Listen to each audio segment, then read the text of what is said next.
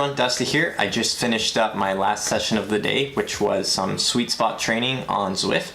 And before I started my ride today, I thought that it would be a good chance to share with you what sweet spot training is, since I think it's such a beneficial workout for cyclists and triathletes. I said I did sweet spot training on Zwift, but you can do sweet spot training without Zwift. It's just nice that Zwift already has a sweet spot training workout already preloaded into the software. And I'll read right from the website what they consider sweet spot training to be. Sweet spot training, or SST for short, will give great bang for buck, as you can spend quite a bit of time in the sweet spot of your power curve without building up undue amounts of training stress.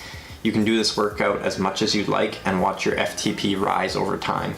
Okay, so what is sweet spot training? Well, basically sweet spot training is doing intervals between about 85 to 95% of your functional threshold power.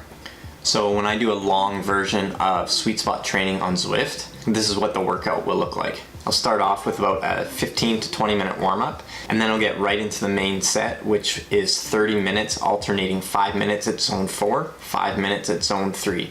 And for the zone 4, I'm looking to hold 95% of my FTP, and for the 5 minutes at zone 3, I'm looking to hold about 87% of my FTP. So you do 30 minutes of that, 5 minutes easy, and I'll repeat that 3 times. So that's 90 minutes worth of sweet spot training. And at least on Zwift, that's the long version.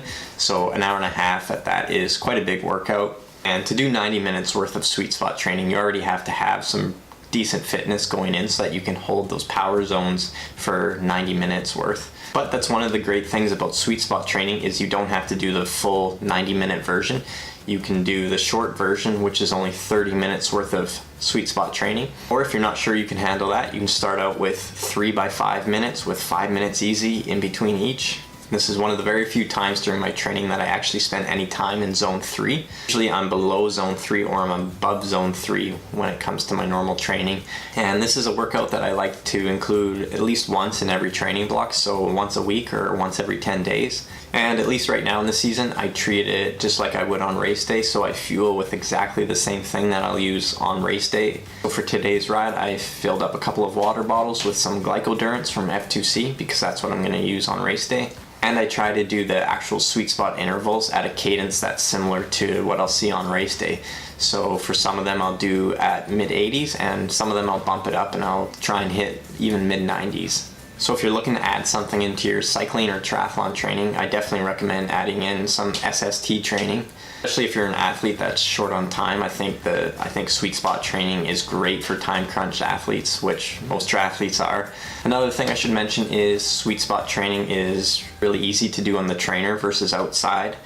Like myself, I live in an area that's super hilly and has a lot of windy roads, and it's just hard for me to do such a structured set like sweet spot training. If you're an athlete that lives in, say, Canada, where you're probably doing a lot of indoor training, definitely think about adding a sweet spot training session into your routine training. So let me know if you add this into your workout routine, and let me know how it works for you. And like always, if you like this video, give it a thumbs up, and if you haven't yet, make sure to subscribe for more everything running, triathlon, and nutrition related.